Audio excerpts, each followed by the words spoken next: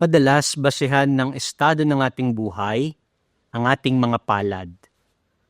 Nangungusap itong ating mga palad. May sinasabi sa atin ang ating mga palad. Kapag ang isang tao mahirap, ang sabi natin, siya ay kapuspalad.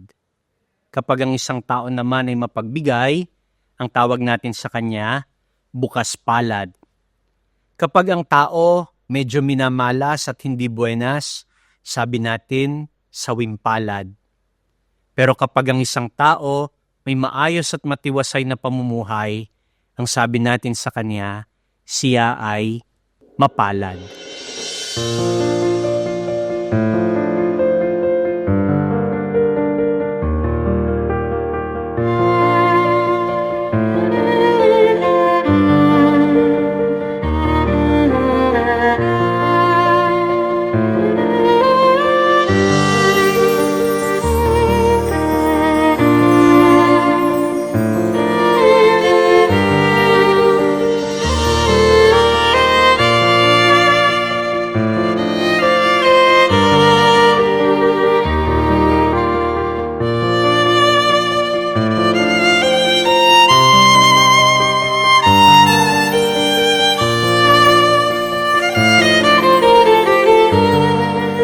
Mapalad.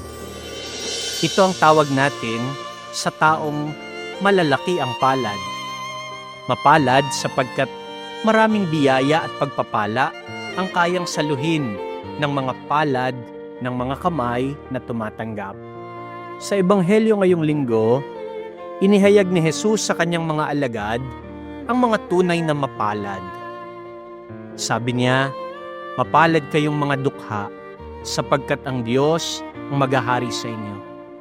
Mapalad kayong mga nagugutom ngayon sapagkat kayo'y bubusugin. Mapalad kayong mga tumatangis sapagkat kayo'y magagalak. Mapalad kayong mga kinapupuotan, ipinagtatabuyan at inaanlimura dahil sa akin, sapagkat malaki ang gantimpala ninyo sa langit. Ano ba ang ibig sabihin ni Jesus nang ipahayag niya ang mga ito? Paano naging mapalad ang mga taong dukha, gutom, tumatangis at malungkot, at ang mga taong inuusig, inaalimura at kinapupuotan ng lahat? Ano ang nais ipahiwatig ng Panginoon? Sa pagtingin at pag-unawa natin kung bakit mapalad ang mga nabanggit sa Ebanghelyo, magandang isaalang-alang natin ang isang mahalagang salita, kung dahil sa anak ng tao. Kung dahil kay Kristo, because of Jesus. Ibig sabihin, mapalad tayo dahil kay Jesus.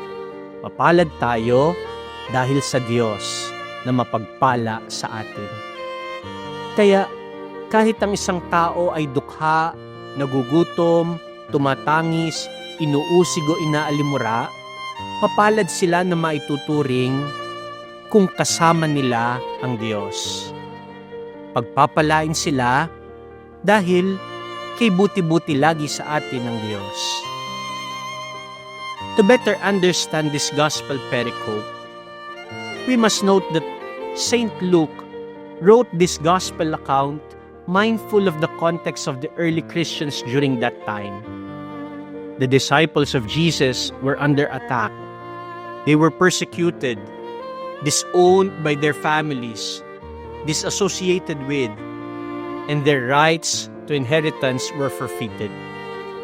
In short, sila ay mga nawalan ng mana, naging dukha, nagutom, itinakwil, at ngayon ay tumatangis at luhaan dahil sa desisyon nilang sumunod at maging saksi kay Jesus.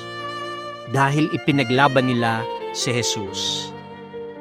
Kaya pala, mapalad ang mga naging dukha dahil kay Jesus. Mapalad ang nagugutom dahil sumunod sila kay Jesus. Mapalad ang inaapi dahil sa pagsaksi nila kay Jesus. Mapalad ang mga tumatangis at umiiyak dahil pinanindigan nila ang pagsunod kay Jesus. Si Jesus lang ang pwedeng maging dahilan ng pagiging mapalad. Wala nang iba. Ganon din naman, kahit pala mayaman tayo, kahit busog tayo at sagana, kahit tumatawa at masaya dahil parang nasa atin ang lahat, ngunit kung wala naman ng Diyos sa ating buhay, sawing palad tayong maituturing. Dahil hindi natin kailanman matatamo ang pagpapala kung wala ang Diyos sa buhay natin. Ngayong linggong ito, idalangin natin na makita nawa nating lagi ang Diyos sa buhay natin. Isama natin palagi ang Diyos sa bawat desisyon at gawain na isasabalikat natin. At gawin natin siyang sentro sa bawat pangyayari, estado o pinagdaraanan natin sa araw-araw na buhay. Have God in your life and the Beatitudes will make sense. Mga kapatid, higit nawa nating maunawaan ang ibig sabihin ni Jesus ng tunay na kahulugan ng pagiging tunay na mapalad sa buhay na ito. Ang isang taong mapalad dahil siya'y nasa mapagkalinyang palad ng Diyos na sa ati patuloy na nagmamahal at gumagabay. Mapalad sapagkat natagpuan niya ang Diyos at kasama niya ang Diyos sa anumang estado at karanasan niya sa kanyang buhay. Amen.